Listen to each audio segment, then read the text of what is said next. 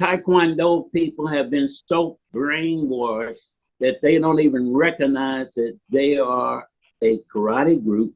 It's a play of names. We don't have to call it karate. We can call it Kuchi Kuchi Roo.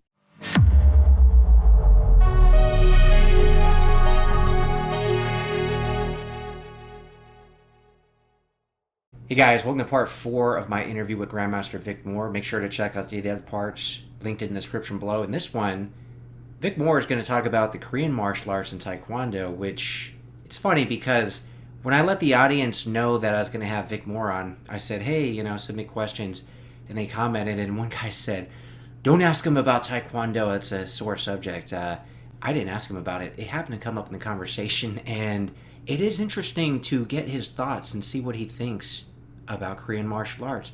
We'll also talk about so-called martial arts masters and more. Anyway, if you like this kind of content, please help support the channel. Hit the like button, subscribe, share the video. I started the Traditional World Karate Association. The Traditional World Karate Association is about maintaining traditional karate. Okay. Knowing a certain number of stances, fighting from a certain number of stances, not jumping up and down and running around and falling down, and all that crap. Fighting from solid stances and being able to throw a blow that could have hurt a person. When did you start that association? 1975. Oh, you started it way back in the day. Okay. Yes, and being able to punch with a karate punch, not swinging and boxing and everything. No, throwing karate punches, doing karate blocks, and not just doing any old kind of thing, to stop from getting hit. Showing that you have the perfection of karate. Being in karate for a minimum number of years, and for a black belt at minimum of 2 years, where it used to be 5 and 7 years. Mm-hmm. No black belts given at a year, 2 years, and these kids are grandmasters and all that stuff. And there's one more thing I like to say, excuse my language. Well, no, that's what I'm going to say. These Korean styles. You ask a Korean style person, you do Korean? You do karate? No, I don't do karate.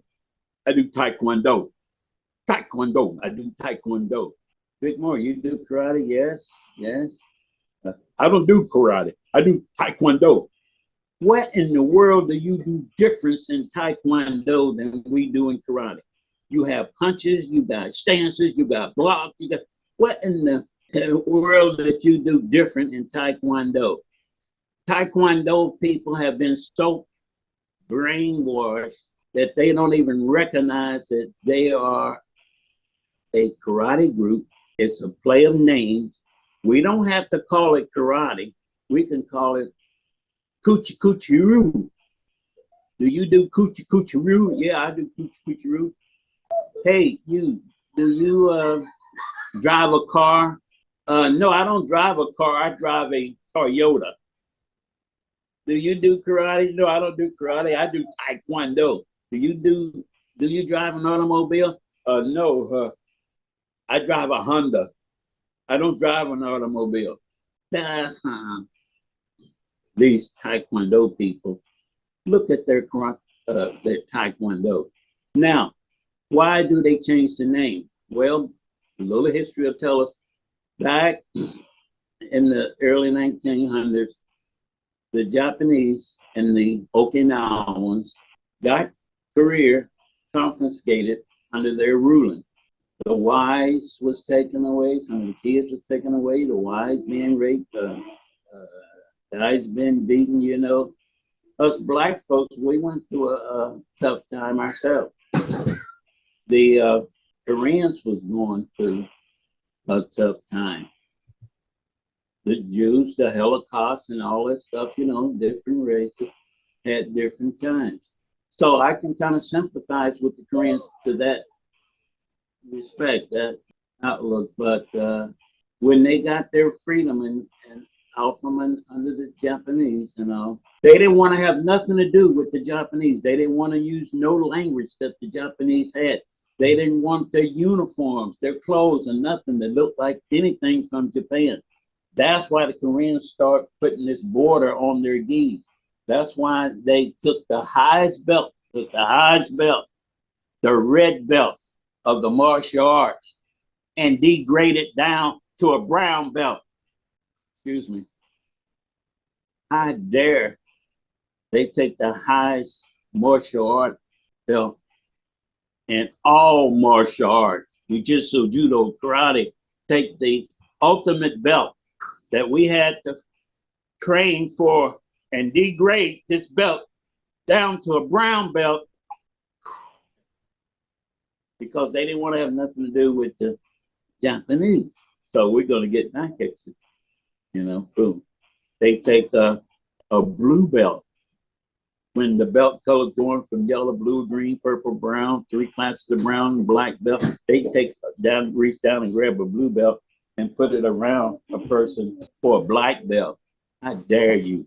How dare you? Now, and also they take their uniforms. And now we're walking around with V-neck sweaters on that the Koreans start, you know, and all. We're going to change the whole outlook. Okay, Vic, why are you so hard on the Koreans? Because they have cheated in so many tournaments back in the late 60s and the 70s. We go to tournaments, we're not going to call any points on these Americans. And we're not going to give them any recognition. Have meetings. Now, black belts used to have meetings to discuss the terms of karate for that day. Mm-hmm. Only Koreans can come into the meeting. All these newcomers, they don't know nothing about this stuff I'm talking now. So I'm talking way over their head. Don't call no American points. Cheat if you have to. If it's not a Korean, let it be a Korean stylist. If it's not a Korean stylist, a friend of a Korean. And Ernest Lib, bless his heart. I hope he's still around, but I think he was in a plane crash. He was in Canada with us, and he knows what was going on in the meeting because he was married to a Korean woman. So when I was first coming up competing, going to Canada, and these Koreans there, and they're having their meetings and they know what they're going to be saying and doing, Ernest Lib would go in because you had to be a Korean to go in or another or in them. He was married to a Korean woman and he heard them saying all of this stuff. And when these Koreans came here and getting off the boat as white belts and brown belts or whatever, and promoting themselves to a 5th degree black belt or a 4th degree black belt, because back in the days, the 5th degree was the most highest belt that we had. We didn't have all these 6th, 7th, 8th, and 9th and 10th grade like we got nowadays. Nowadays, everybody's a master. Young kids is a grandmaster, 12 and 13 years old. Guys been in karate for 10 or 20 years. Everybody's a grandmaster. Everybody's a world champion. Everybody's a grand national champion for 5, 10, 20 years. Who in the world did they fight? Who did all these champions you see on the internet nowadays? There's so many champions, 10 grand national champions, 5 world champions, this and that and that. Stop, hold it. Internet people, stop and ask them, who did they fight? Where did they fight? Where was these tournaments at? When? What year was this? This year, that year? No, they can't answer that. They can't name not one person that they fought. They can't name not one tournament. They can't even name the year. But all these grand national champions now, oh, everybody's a grand national champion. Everybody's a grandmaster. Everybody done taught so many thousands of karate people. How many darn karate people was in your dojo? Where did you learn? When did you teach all these thousands of people karate? Just name one person that they fought and call Vic Moore. I like to hear it. Grandmaster Moore, I got to ask you this. I have to ask you this. I got to ask you about Frank Dukes. Meet Frank Dukes, the first American to win the Kumite, a deadly martial arts competition where the only rule is to win.